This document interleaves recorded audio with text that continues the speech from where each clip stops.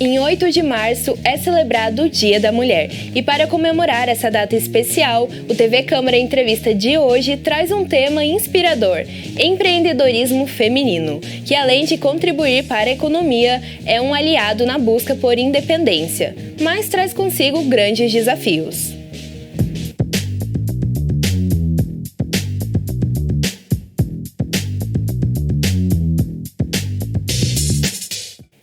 Para debatermos o assunto, estamos recebendo a empreendedora Cláudia Ferreira.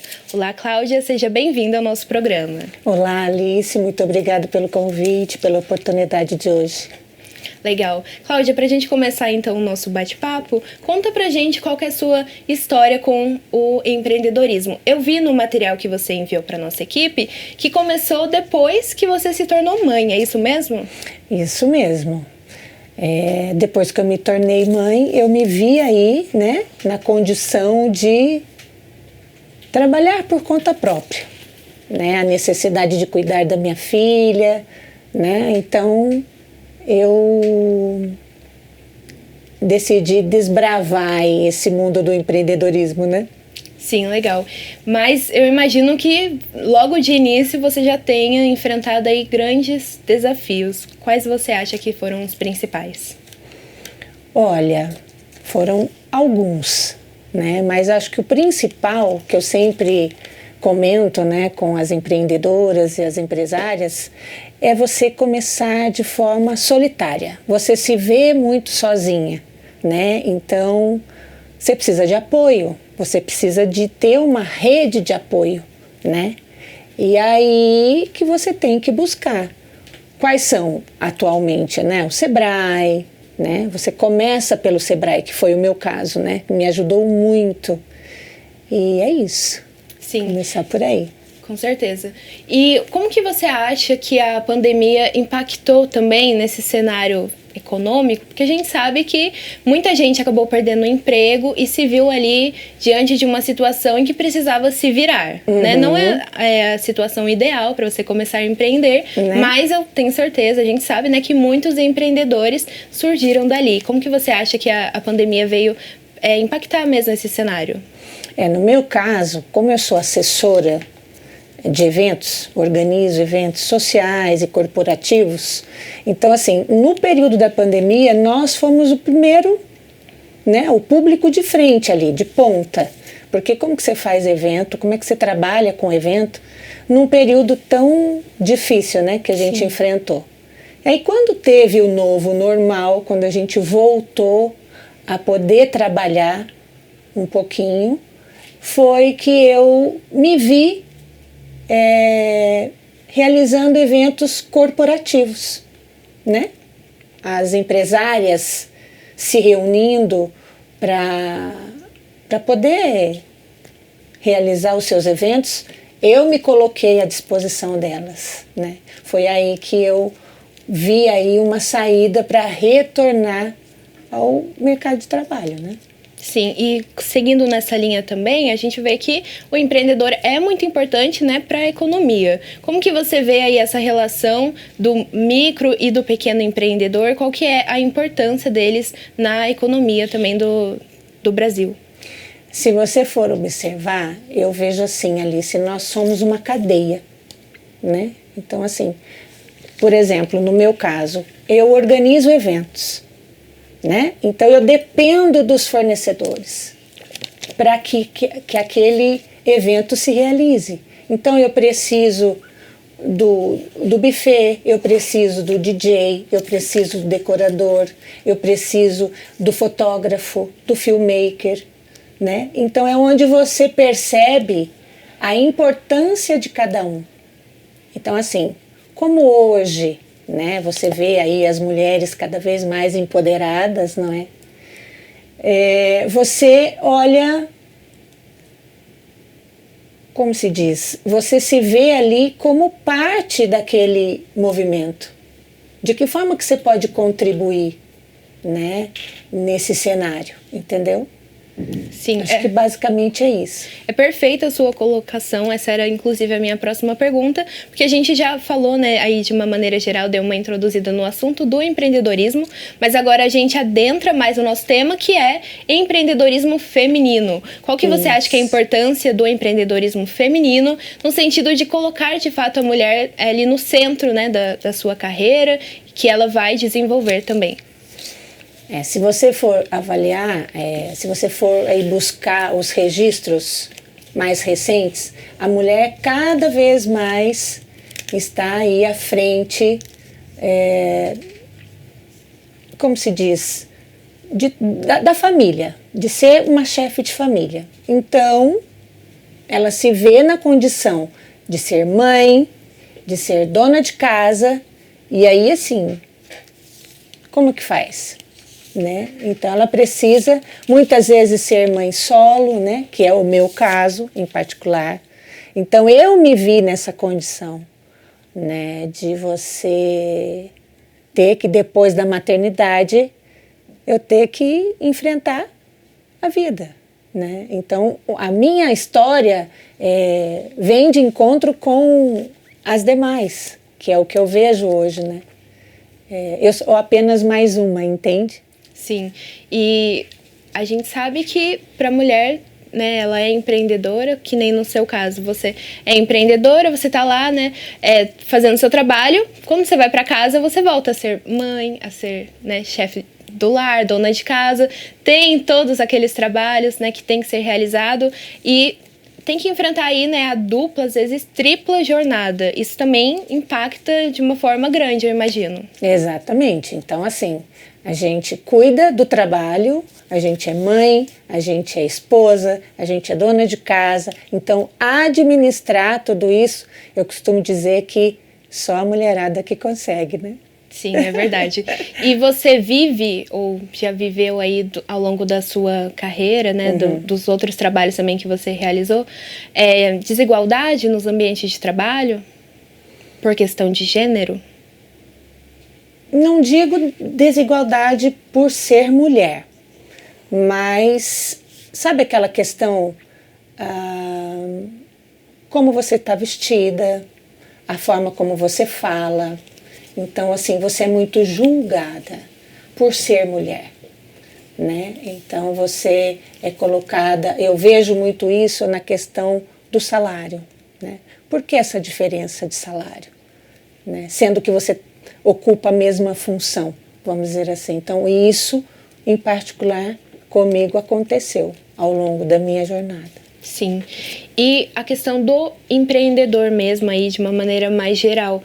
Você acha que deveria ser mais valorizado? Como que você vê como que a sociedade valoriza quem empreende? Né? Na questão de apoio também do trabalho. Olha, não éramos valorizadas, mas de um tempo para cá estamos sendo, eu acredito, né? Acho que a mulher tem que ser valorizada e está sendo cada vez mais. E a gente se torna meio que porta-voz, né? Nesse momento,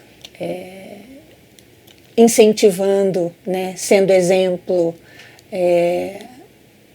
mostrando esse lado, porque às vezes a pessoa quer muito, mas ela não sabe por onde começar. Então a mulher, ela precisa de apoio. Muitas vezes a saúde mental dessa mulher, ela precisa desse respaldo, né? Eu vejo muito isso, porque às vezes você é capaz, mas nem você mesma sabe do seu potencial.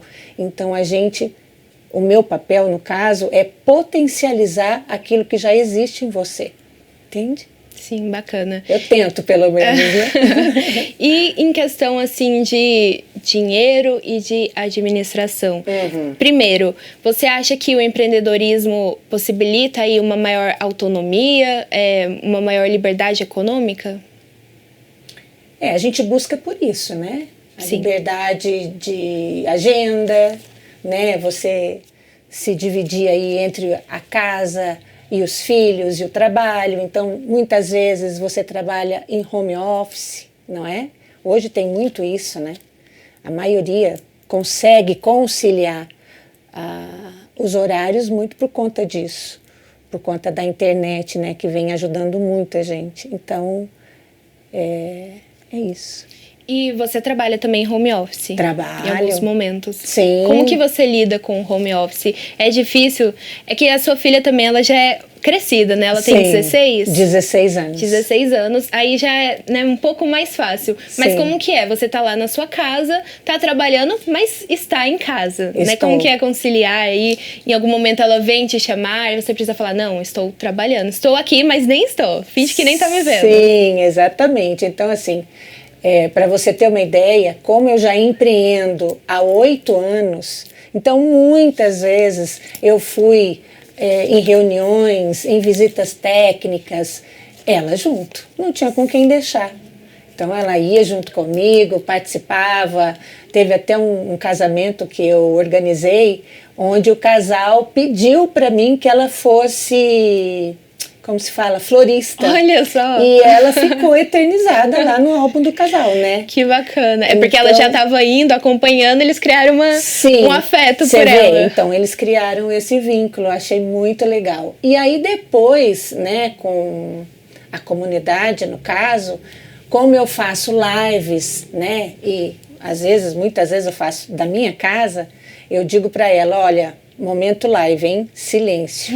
Aí a gente faz esse combinado. Tem que estar bem combinado mesmo, que aí dá tudo certo.